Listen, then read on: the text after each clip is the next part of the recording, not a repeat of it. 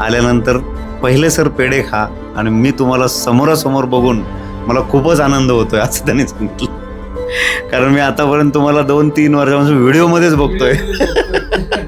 10वीची परीक्षा झाल्यानंतर काम केलं शेतामध्ये, मिरच्या तोडल्या, कापूस वेचला आणि त्याच्यातून जे पैसे भेटले त्याच्यातून एक मोबाईल खरेदी केला आणि त्या मोबाईलवर लेक्चर बघत बघत आज हा डॉक्टर होतोय. त्यानं NCERT इतकी वाचली होती की ते NCERTचे इतके हाल झाले होते की एक पान मोकळं झालं होतं, त्याला सुई दोऱ्यानं शिवून काढलं. वडील म्हणत होते की ते म्हणतात की तुला इंग्लिशच येत नाही तर तू कशाला डॉक्टरचे स्वप्न पाहतो. सायन्सच घेऊ देत नव्हते. परिस्थिती कशी बी असतो, मेहनत घ्यायची, यश प्राप्त होतं आपल्याला. असं नाही की आपल्याजवळ पैसे आहेत तर आपण शिकू शकत नाही.